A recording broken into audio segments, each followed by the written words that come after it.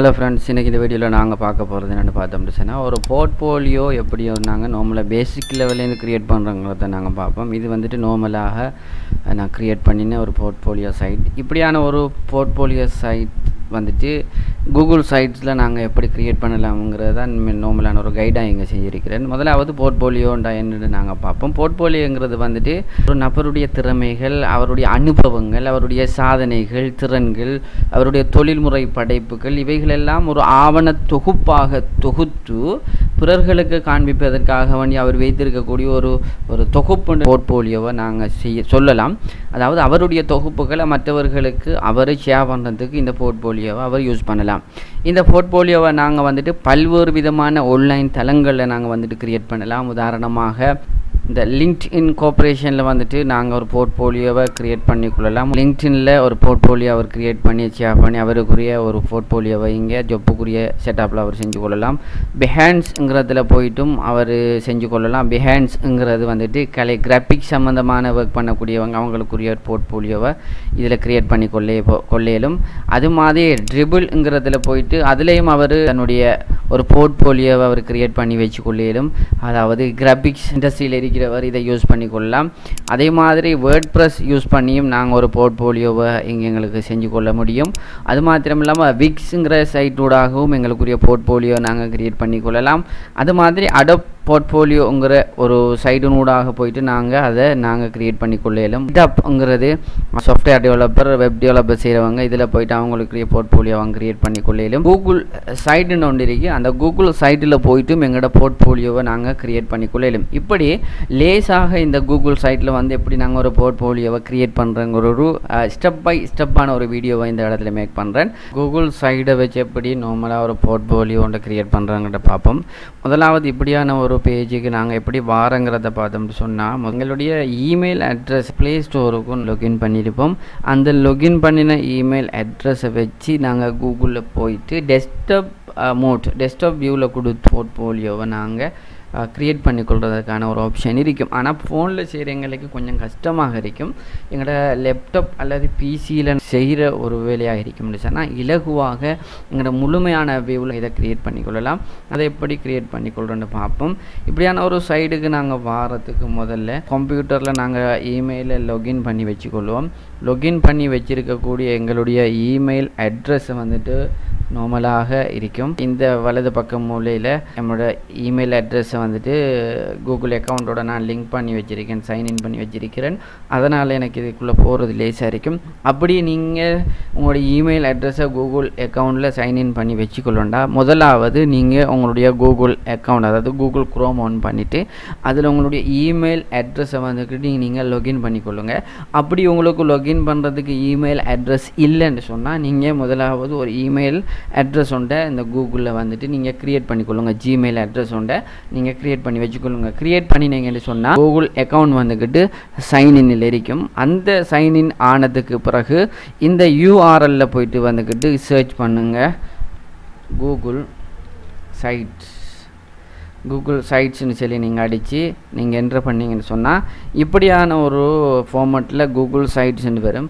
இந்த இடத்துல ஆல்ரெடி நாங்கள் எங்களுடைய இமெயில் அட்ரஸை வந்துக்கிட்டு லொகின் பண்ணி வச்சிருக்கிறதால நாங்கள் லேசாக இதுக்குள்ளே போகலாம். கூகுள் சைன் இன்னுங்கிற இடத்த கிளிக் பண்ணின உடனே எங்களுக்கு இந்த ஒரு ஃபார்மேட்டில் கூகுள் சைட்ஸ்ன்னு சொல்லி ஒரு விதமான இன்டர்ஃபேஸ் வரும். இந்த இன்டர்ஃபேஸில் வந்துக்கிட்டு நாங்கள் எங்களுடைய போர்ட்ஃபோலியோவை கூகுள் சைட்டில் இருக்கக்கூடிய போர்ட்ஃபோலியோவை நாங்கள் கிரியேட் பண்ணி கொள்ளலாம்.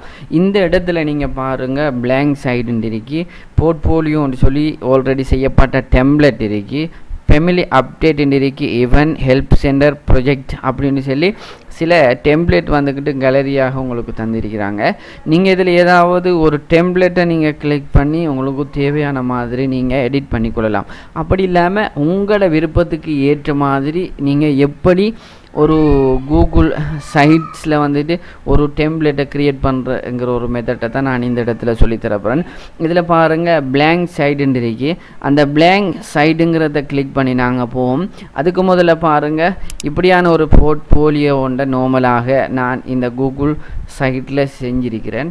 இதை போல் நார்மல் அதாவது கஸ்டமைஸ் பண்ணி நீங்கள் எப்படி செய்கிறேங்கிறத இந்த இடத்துல நான் உங்களுக்கு சொல்லித்தரேன். இந்த போர்ட்ஃபோலியோவில் இந்த இடத்துல டைட்டில் லோகோ நான் எப்படி எட் பண்ணியிருக்கிறேன், இந்த மெனு பார் நான் எப்படி எட் பண்ணியிருக்கிறேன், இந்த சப் மெனு பார் எப்படி எட் பண்ணியிருக்கிறேன், அதாவது பேஜஸுக்குரிய சப் மெனு பார் எப்படி எட் பண்ணியிருக்கிறேன், இந்த டெக்ஸ்ட்டை நான் இங்கே எப்படி எட் பண்ணியிருக்கிறேன், இந்த ஃபோட்டோஸ் விடத்தை எட் பண்ணியிருக்கிறேன், எப்படி லிங்கை வந்துட்டு நான் எப்படி எட் பண்ணியிருக்கிறேன், ஹைபர் லிங்க் ஒன்று கொடுத்திருக்கிறேன், அதை எப்படி நான் கொடுத்திருக்கிறேன், விட்செட் அந்த இதுக்குரியது, இந்த ஃபோட்டோஸ் இதெல்லாம் எப்படி நான் எட் பண்ணியிருக்கிறேங்கிறத நாங்கள் முதல்ல ஒன்றொண்டா ஸ்டெப் பை ஸ்டெப்பாக நாங்கள் பார்ப்போம்.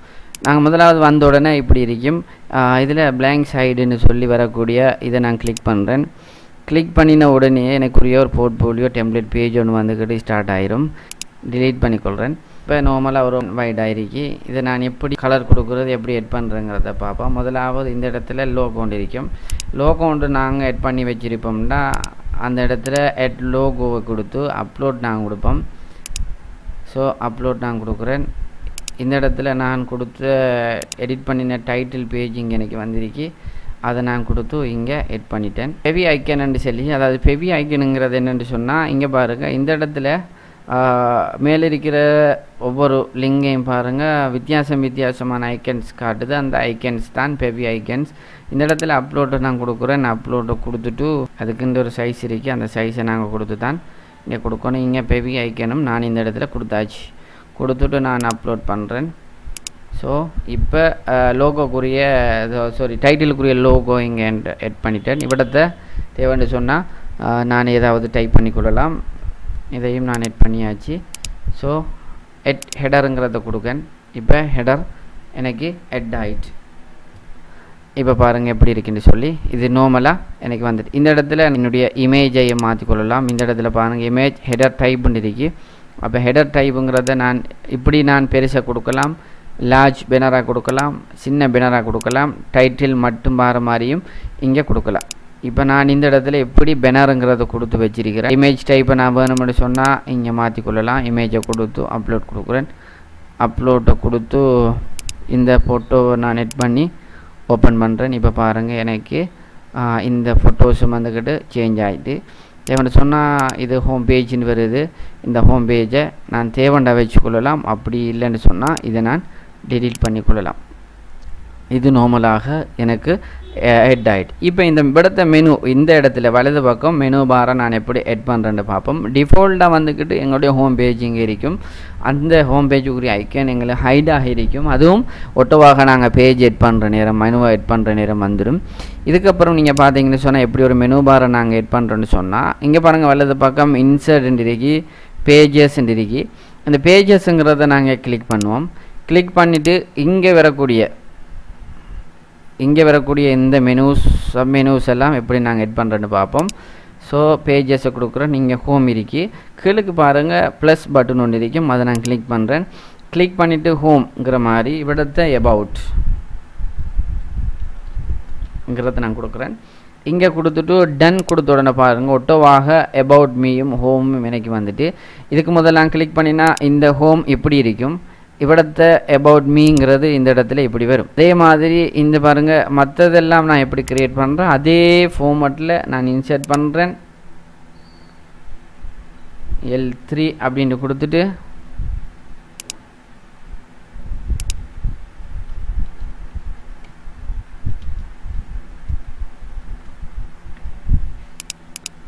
நான் இதை காப்பி பண்ணி வச்சுக்கொள்கிறேன். டன் கொடுக்குறேன். இது திரும்ப ஒரு மெனு க்ரியேட் ஆகிட்டு திரும்ப மீண்டும் கொடுக்குறேன். L4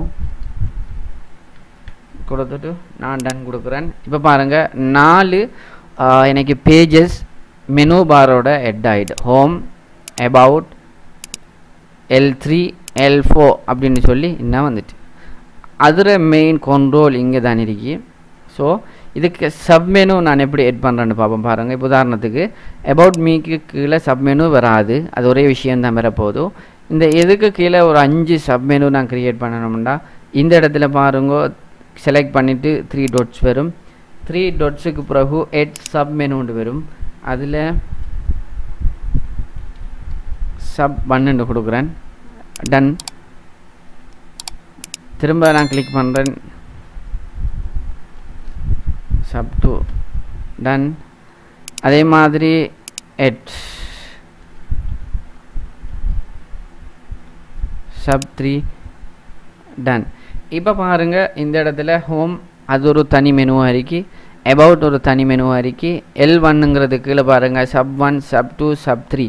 sub1 கிளிக் பண்ணால் இந்த இடத்துல sub1ங்கிற பேஜ் வரும், sub2 கிளிக் பண்ணால் sub2ங்கிறது வரும், sub3 கிளிக் பண்ணினா sub3ங்கிறது வரும். இப்போ நான் இந்த இடத்துல இந்த மெனு பாருக்குரிய மெனு பார் அதுக்குரிய சப் மெனு பார் எல்லாம் எப்படி கிரியேட் பண்ணியிருக்கிறேனுங்கிறத இந்த இடத்துல நாங்கள் பார்த்துட்டோம். இங்கே பாருங்கள் இந்த மெனு பாருக்கு நான் கலர் எப்படி எட் பண்ண போகிறேன்னு பாருங்கள். இந்த இடத்துல பாருங்கள் இங்கே செட்டிங் ஐட்டம் வரும். இந்த செட்டிங் ஐக்கன்ஸில் வந்துக்கிட்டு இங்கே டாப் டிரான்ஸ்பரன்சி அதில் பிளக்கை கொடுக்குறோம் பாருங்கள். இது எனக்கு பிளக் ஆகிட்டு ஸோ இந்த இடத்துல நான் இதை delete பண்ணிக்கொள்கிறேன். பேஜஸ் வந்து இன்சர்ட் வந்து இப்படி நான் ஒரு ஐக்கனை இங்கே எட் பண்ணிக்கொள்கிறேன். எட் பண்ணியாச்சு. இப்போ பாருங்கள் எட் பண்ணி இந்த ஃபார்மேட்டில் வந்துட்டு இதுக்கு நான் ஃபோட்டோஸை நான் இமேஜ் அப்லோட் பண்ணுறேன். இமேஜ் அப்லோட் பண்ணியாச்சு. இந்த மாதிரி வந்துட்டு ஸோ இந்த இடத்துல பாருங்கள் லெஃப்ட்டில் என்னுடைய பேரும் ரைட்டில் ஃபோட்டோஸும் வந்துருக்கு. ஸோ இதை நான் இங்கே பார்க்க இப்படி மூவ் பண்ணி கொள்றதுக்கான ஆப்ஷன் எனக்கு இருக்கு.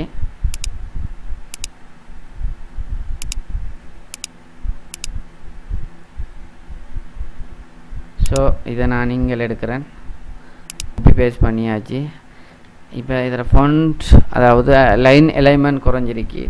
இதை நான் எப்படி கூட்டுறேன்னு பார்ப்போம் பாருங்கள். இது கொஞ்சம் கூடுதலாகிருக்கு. ஸோ இதை நான் செலக்ட் பண்ணியாச்சு. செலக்ட் பண்ணி இந்த 3 டாட்ஸை கொடுக்குறேன். இந்த இடத்துல பாருங்கள் லைன் ஸ்பேஸ் அலைன்மெண்ட் செட்டப் இருக்கு. இதில் நான் 1.5 கொடுக்குறேன். எஸ் இந்த ஃபோட்டோஸை நான் இந்த இடத்துல இழுத்து இப்படி பெருசாக பிக் ஆக்கி கொள்ளையிலும். இந்த ஃபோட்டோஸை நான் எட் பண்ணணும். இந்த இடத்துல இந்த ப்ளஸ் பட்டன் இருக்கு. இந்த ப்ளஸ் பட்டனை நான் இந்த இடத்துல கொடுக்குறேன். கொடுத்துட்டு அப்லோட் கொடுத்து எனக்கு தேவையான ஒரு பிக்சர்ஸை நான் வந்துட்டு இங்கே செலக்ட் பண்ணி அப்லோட் பண்ணிக்கொள்கிறேன். ஸோ அப்லோட் பண்ணியாச்சு. தேவையான நீங்கள் இதை சைஸை பெருசாக்கி கொள்ளையிலும். ஸோ ஒரு பிக்சர்ஸும் நான் இந்த இடத்துல எட் பண்ணிட்டேன். இப்போ பாருங்கள் இந்த இடத்துல இப்படியான ஒரு சைடை நான் வந்துட்டு லிங்க் பண்ணியிருக்கிறேன். அதுக்கு நான் இந்த இடத்துல கொடுக்குறேன். கொடுத்துட்டு பாருங்கள் எம்பர்ட் கொடுக்குறேன், டைட்டில் கொடுக்குறேன். டைட்டிலை கொடுத்த உடனே எனக்கு இந்த தமிழால் எனக்கு டைப் பண்ணி கொள்ளையிலும். இந்த தமிழில் நாங்கள் டைப் பண்ணுறதுக்கு நாங்கள் லேசான ஒரு முறையை பயன்படுத்தலாம். யூனிகோடில் தான் நாங்கள் இப்படி ஆன்லைனில் டைப் பண்ணலாம். உங்களோட சிஸ்டத்தில் யூனிகோட் இல்லைன்னு சொன்னால் நீங்கள் டைப் பண்ணிக்கொள்ளுங்க NHM ரைட்டர்னு சொல்லி. NHM ரைட்டர்ன்னு டைப் பண்ணிங்கன்னா இப்படி ஒன்று வரும். இந்த சைட்டை கிளிக் பண்ணுங்கள்.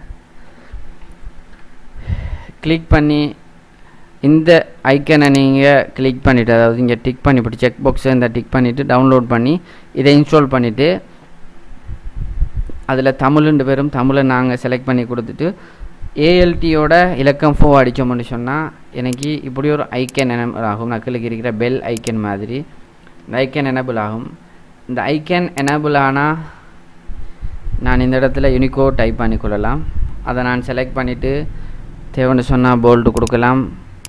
பெருசாக்கணும்னு சொன்னால் நான் பெருசாக்கி கொடுக்கலாம். இதில் சென்டர் அலைன்மெண்ட் கொடுக்கணும்னா சென்டர் கொடுக்கலாம். கலர் சேஞ்ச் பண்ணணும்னா இன்றைக்கி கலரை நான் சேஞ்ச் பண்ணிக்கொள்ளலாம். இப்போ பார்த்தீங்கன்னு சொன்னால் இந்த டெக்ஸ்ட் ஒன்று வந்துட்டு இதுக்கு கீழே எப்படி நான் இந்த பேஜை லிங்க் பண்ணியிருக்கிறேன்னு பார்ப்போம். இந்த இடத்துல பாருங்கள் எம்பர்டுங்கிறத கொடுத்தோன்னே இவிடத்தை எம்பர்ட் கோட் ஒரு HTML கோடை நீங்கள் க்ரியேட் பண்ணியிருப்பீங்கன்னா அதை காப்பி பேஸ்ட் பண்ணி இந்த இடத்துல பப்ளிஷ் பண்ணலாம். அப்படி ஒரு URL ஒன்று இருக்கு. ஸோ ஆல்ரெடி நான் யூஸ் பண்ணுற ஒரு சைடு இருக்கு. அந்த சைடில் லிங்கை நான் காப்பி பண்ணுறேன். காப்பி பண்ணிவிட்டு இந்த இடத்துல நான் பேஸ்ட் பண்ணுறேன். பேஸ்ட் பண்ணின உடனே எனக்கு 2 ஃபார்மேட்டில் தராங்க. இது ஹோல் பேஜ் ப்ரீவியூ பேஜ் அப்படின்னு சொல்லி இந்த ஹோல் பேஜை நான் செலக்ட் பண்ணிவிட்டு இன்சர்ட் பண்ணுறேன். இன்சர்ட் பண்ணின உடனே அந்த பேஜ் எனக்கு இங்கே என்டர் ஆகிட்டு ஸோ இந்த பேஜை நான் இந்த என்னுடைய போர்ட்ஃபோலியோவில் என்டர் பண்ணிக்கிற மாதிரி நான் இங்கே எட் பண்ணியிருக்கிறேன்.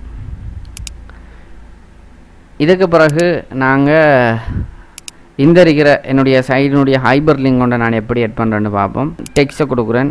கீழுக்கு வந்துட்டு இந்த டெக்ஸ்ட் பாக்ஸுங்கிறத கொடுக்குறேன்.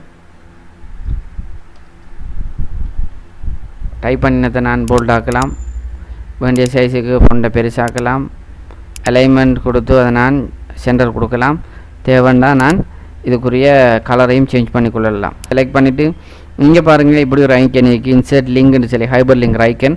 அதை நான் கிளிக் பண்ணின உடனே எனக்கு இந்த இடத்துல வரும் எடிட் லிங்க்னு வரும். இதில் தேவைன்னு சொன்னால் அதே லிங்கை நான் ஹைபர் லிங்க் கொடுத்தேன்னா ஒட்டோவா எட் ஆகும். இதில் லிங்கை நான் காப்பி பண்ணிவிட்டு இந்த இடத்துல பேஸ்ட் பண்ணி அப்ளை பண்ணினேன்னு சொன்னால் இந்த சைடு லிங்க் வந்துக்கிட்டு இங்கே ஹைபர் லிங்காக வந்துட்டு நார்மலாக ஒரு பேஜ் ஒன்று நான் டிசைட் பண்ணிட்டேன். கீழே செலக்டட் ஒர்க்குன்னு இருக்கு. இந்த இடத்துல ஒரு டெக்ஸ்ட் பாக்ஸை நான் கிளிக் பண்ணியிருக்கிறேன். அதை கிளிக் பண்ணிவிட்டு வெளியில் வந்து இதை டிக் பண்ணுற நேரம் இப்படி ப்ளூ கலரில் வரும். இந்த இடத்துல இன்றைக்கி செலெக்ஷன் கலருங்கிறத நான் கொடுத்து கலரை நான் செலக்ட் பண்ணியிருக்கிறேன். இதில் கலரை நாங்கள் சேஞ்ச் பண்ணணும்னு சொன்னால் தீம்ஸுக்கு வந்து கலர் சிம்பிள் இருக்கும். இதில் ப்ளூ டிக் பண்ணியிருக்கேன். நான் இதை கொடுத்த ரெட்டாக வரும், இதை வந்தால் க்ரீனாக வரும். கலரை செலக்ட் பண்ணணும்னு சொன்னால் இந்த ஐக்கனை கிளிக் பண்ணிவிட்டு எனக்கு தேவையான கலர் ஒன்றை நான் இந்த இடத்துல செலக்ட் பண்ணி கொண்டு வடிவமைச்சு கொள்ள இலமாக இருக்கும். இந்த இடத்துல ஒயிட் கலரில் செலக்டட் ஒர்க்குங்கிற ஒன்றை நான் டைப் பண்ணியிருக்கிறேன். நீங்கள் இடத்த டைப் பண்ணிக்கொள்ளலாம். டைப் பண்ணியாச்சு. ஒன்றை விரும்புகிற மாதிரி லார்ஜ் சைஸ் கொடுக்கலாம், ஸ்மால் சைஸ், மீடியம், உங்களுக்கு தேவையான சைஸுக்கு நீங்கள் கொடுக்கலாம். நான் நார்மல் டெக்ஸ்ட்ங்கிறது கொடுக்குற இடத்த டைட்டில் கொடுக்குறேன், இது பெருசாக வரும். ஸோ நான் இங்கே போல்ட்டு கொடுக்குறேன், தேவையான இட்டாலிக் கொடுக்கலாம், அண்டர்லைன் கொடுக்கலாம். 25 மாற்றிட்டு அலைன்மெண்ட் கொடுத்து சென்டர் அலைன்மெண்ட்டை கொடுக்குறேன். இப்போ எட் ஆகிட்டு இப்படியான ஒன்றை நாங்கள் எப்படி எட் பண்ணுறேன்னு பார்ப்போம். இந்த இன்சர்ட்டுங்கிறதுக்கு வருவோம். இன்சர்ட்டுங்கிறதுக்கு வந்துட்டு கண்ட்ரோல் பிளாக்ஸ் இருக்கு. அதில் நாங்கள் தேவையான மாதிரி 2, அதே மாதிரி இன்னும் ஒன்று நான் செலக்ட் பண்ணுறேன் 2 ஒன்று சின்ன வச்சுக்கொள்ளலாம். அல்லது செலக்ட் பண்ணிவிட்டு நான் டிலீட் பண்ணலாம். ஒர்க் 1, ஒர்க் 2, ஒர்க் 4 டைப் பண்ணிக்கொள்ளலாம். இது எனக்கு தேவையில்லைன்னு சொன்னால் டிலீட் பண்ணிக்கொள்கிறேன்.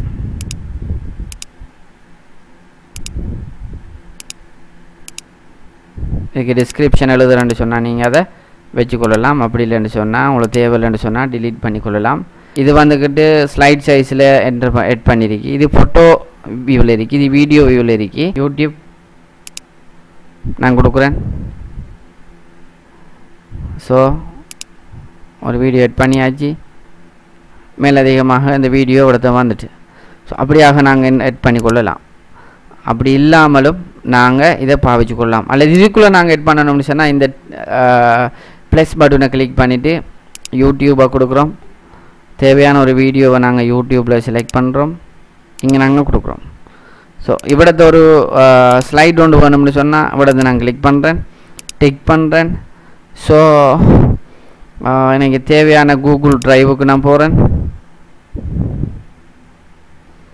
நான் கூகுள் ட்ரைவில் ஏதாவது ஒரு டாக்குமெண்ட்டை இங்கே எட் பண்ணி வச்சிருக்கிறேன். அதை நான் இங்கே டிக் பண்ணி இன்சர்ட் பண்ணி அதை பிடிஎஃப் வடிவிலையும் பண்ணிக்கலாம். இந்த நேரத்தில் வியூவை கொடுத்துட்டு ஷேர் பண்ணுங்கள். ஷேர் பண்ணினோன்னு இப்படி ஒரு ஃபார்மெட்டில் வரும். இதில் உங்களுக்கு தேவையானதை நீங்கள் எட் பண்ணிக்கொள்ளலாம். அதுக்கப்புறமா நாங்கள் எப்படி இந்த ஃபுட்டர் எட் பண்ணியிருக்கிறோங்கிறத நாங்கள் பார்ப்போம். இந்த ஃபுட்டரில் கீழுக்கு அப்படியே நாங்கள் வந்து எங்களோட மவுஸ் எடுத்துக்கு வரக்குள்ள எட் ஃபுட்டர் இருக்கும்.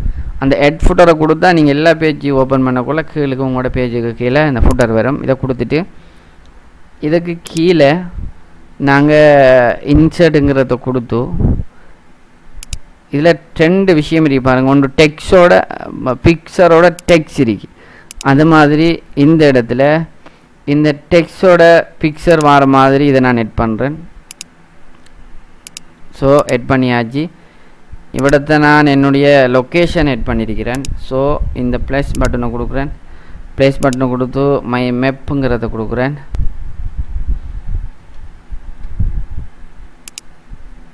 என்னுடைய லொக்கேஷனை நான் ஆல்ரெடி க்ரியேட் பண்ணி வச்சிருக்கிறதால லேசாக அந்த இடத்துல கொடுக்குறேன். கொடுத்துட்டு செலக்டை கொடுக்குறேன். செலக்டை கொடுத்த உடனே இந்த லொக்கேஷனை விட ஷேர் ஆகிட்டு இந்த மாதிரி ஒரு டிசைன், அதாவது இந்த மாதிரி ஒரு ஐக்கன் டெக்ஸ்ட் அண்டர்லைன்லாம் கொடுக்குறேன்னு சொன்னால் நான் இந்த இடத்துல போயிட்டு இதை நான் கொடுக்குறேன். இதை போல்ட் ஆக்கிட்டு தேவைன்னு சொன்னால் நான் ஃபொண்டை இங்கே ஸ்மால் பண்ணுறேன். என்னுடைய மேலதிகமான தகவல்களை நான் டைப் பண்ணி வச்சுக்கொண்டா நான் அதை காப்பி பண்ணி விடத்தை நான் பேஸ்ட் பண்ணி கொள்ளலாம். அதுக்கப்புறமா இந்த இடத்துல வெளியில் கொண்டு வந்து நான் டிக் பண்ணின உடனே இது ஃபுல் ப்ளூ கலரில் வரும். அதுக்கப்புறமா அதை நான் இந்த இடத்துல செலக்ட் கலருங்கிறத கொடுத்து இமேஜ் இருக்கும்னு சொன்னால் நான் இமேஜ் செலக்ட் பண்ணி கொள்ளலாம், அல்லது கலர் செலக்ட் பண்ணணும்னா கலரை நான் செலக்ட் பண்ணி கொள்ளலாம். இது நம்மளோட சாய்ஸ். நம்மளோட தீமுக்கு நாம் என்ன கலர் கொடுத்தோமோ அந்த கலரில் இந்த ஃபார்மேட்டில் வரும். இப்படி கீழுக்கு நாங்கள் எட் பண்ணுறோன்னு சொன்னால் இதை நாங்கள் அப்படியே வச்ச மாதிரி ஒரு டெக்ஸ்ட் பாக்ஸை கொடுப்போம்.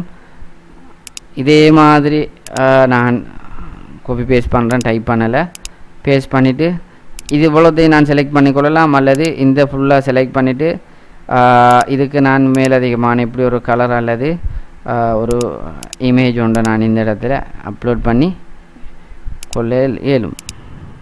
ஸோ இமேஜ் ஒன்றை நான் அப்லோட் பண்ணிட்டேன். நார்மலாக ஒரு பேஜஸ், அதாவது ஒரு ஹோம் பேஜ் ஒன்றை நான் டிசைன் பண்ணிட்டேன்.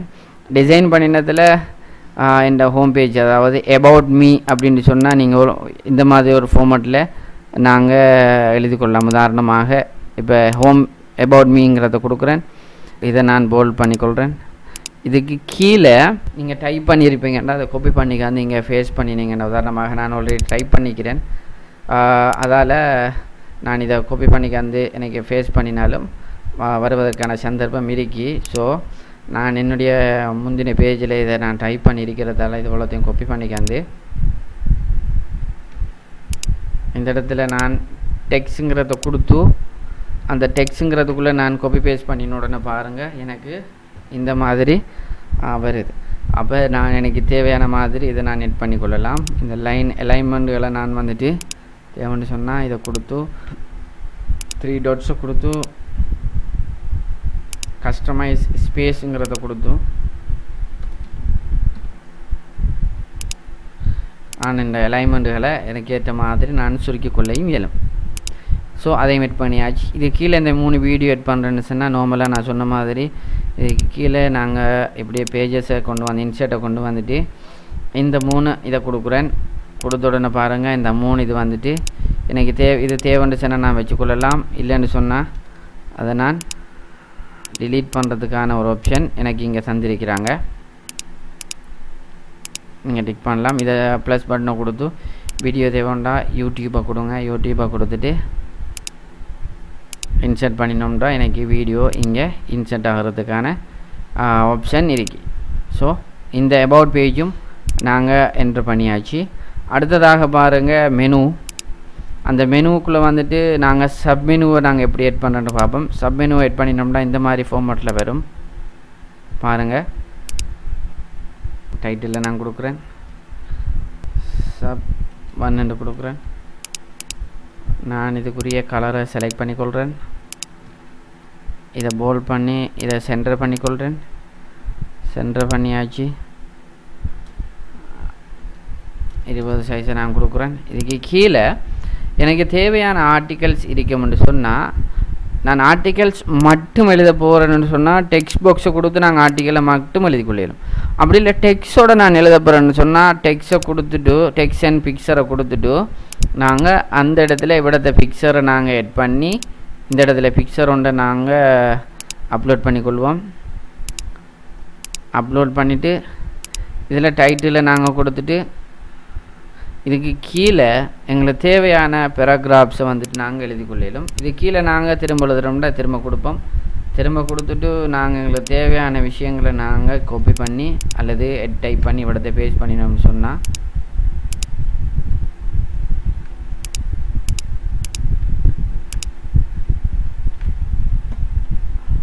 நார்மலாக எங்களுக்கு தொடர்ந்து இது கீழே டைப் பண்ணி கொண்டு போகிறதுக்கான ஆப்ஷன் இதில் தந்திருக்கிறாங்க. ஸோ இப்படியாக நார்மலாக நாங்கள் எங்களுடைய போர்ட்ஃபோலியோவை எங்களுக்கு தேவையான மாதிரி இன்சர்ட் பண்ணிக்கொள்ளலாம்.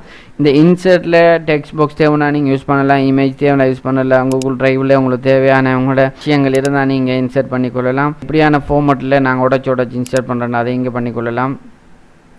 ஸோ இதில் எங்களுக்கு யூஸ்ஃபுல்லாக இருக்கக்கூடிய சில விஷயங்கள், அதாவது எங்களோட கூகுள் ட்ரைவில் நாங்கள் அப்லோட் பண்ணியிருக்கக்கூடிய slides, documents, Google sheets, forms இதுகளை நாங்கள் அட்டாச் பண்ணுறோன்னு சொன்னால் இப்போ கூகுள் ஃபார்ம்ஸ் ஒன்றை நாங்கள் க்ரியேட் பண்ணியிருக்கிறோம். ஸோ அதை நாங்கள் எட் பண்ணுறோன்னு சொன்னால் இந்த ஃபார்ம்ஸுங்கிறத கொடுத்து இந்த இடத்துல இந்த லிங்கை இங்கே கொடுத்து நாங்கள் இன்சர்ட் பண்ணினோம்னு சொன்னால் கூகுள் ஃபார்ம்ஸ் வந்துக்கிட்டு இங்கே என்ட்ராயிரும். தேவைன்னு சொன்னால் லார்ஜ் சைஸுக்கு நாங்கள் கொடுக்கலாம். தேவையான டிசைனுக்கு அந்த சைஸுக்கு ஏற்ற மாதிரி அலைன் பண்ணி கொள்ளுறதுக்கான ஒரு ஆப்ஷன்ஸ் இங்கே இருக்கு. ஸோ எங்களுக்கு தேவையான மாதிரி கிளிக் பண்ணுற நேரம் எப்படி எந்தெந்த மாதிரி நாங்கள் செய்யலாம்ங்கிறதெல்லாம் இருக்கு. கிளிக் பண்ணி பார்த்துக்கொள்ளுங்க. இப்படியாக நார்மலாக உங்களுக்கு தேவையான ஒரு போர்ட்ஃபோலியோ சைடை டிசைன் பண்ணி கொள்றதுக்கான ஒரு ஆப்ஷன் இந்த வீடியோவில் உங்களுக்கு இருக்கு. இந்த போர்ட்ஃபோலியோ சைடோண்ட எப்படி நீங்கள் மற்றவங்களுக்கு ஷேர் பண்ணுற அல்லது பப்ளிஷ் பண்ணுறங்கிறத நாங்கள் பார்ப்போம். இப்படி எல்லாம் முடித்ததுக்கு பிறகு உங்களோட வேலையெல்லாம் முடித்ததுக்கு பிறகு பப்ளிஷ்ன்னு சொல்லி ஒன்று இருக்கு. அதுக்கு முதல்ல பாருங்கள் இந்த ஐக்கன், இந்த கான் காப்பி லிங்க் ஃபார் அன்பப்ளிஷ்ட் சைடுன்னு இருக்கும். இது உங்களுக்கு பப்ளிஷ் ஆனால் மட்டும்தான் உங்களுக்கு இந்த லிங்க் வந்துக்கிட்டே எனபிள் ஆகும். அதுக்கு முதல்ல நீங்கள் என்ன செய்யணும், பப்ளிஷுங்கிறத கொடுக்கணும். பப்ளிஷுங்கிறத நான் கிளிக் பண்ணி உடனே பாருங்கள், இந்த இடத்துல ஒட்டோவாக நான் இங்கே டைட்டிலுக்கு கொடுத்த அதே நம்பர் அட்ரஸாக தந்திருக்கும். அப்படி இல்லை, இதோட சேர்த்து என்னுடைய பேரையும் நான் கொடுக்கணும்னு சொன்னால் அந்த பேரையும் நான் இந்த இடத்துல உங்களுக்கு என்ன செய்கிறேன்னு கொடுக்கலாம். கொடுத்ததுக்கு பின்னால் இந்த பப்ளிஷுங்கிற பட்டனை நான் இங்கே கிளிக் பண்ணுறேன்.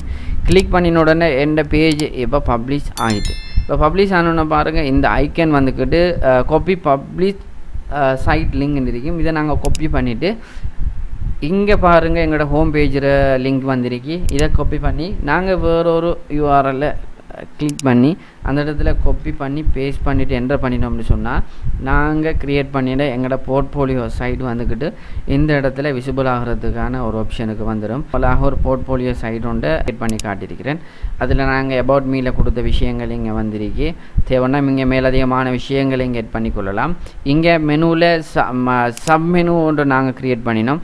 அந்த சப் மெனுவில் க்ரியேட் பண்ணின விஷயங்கள் இங்கே வந்திருக்கு. அது மாதிரி நீங்கள் எந்த ஒரு சைட்டில் எழுதுறண்டாலும் அந்த சைடை நீங்கள் முதலாவது இங்கே எடுத்து வந்து இப்போ சப் மெனு 3ல் நீங்கள் கிளிக் பண்ணணும்னு சொன்னால் சப் மெனு 3யை நீங்கள் கிளிக் பண்ணிவிட்டு அங்கே உங்களுக்கு தேவையானதுக்கு எடிட் பண்ணலாம்.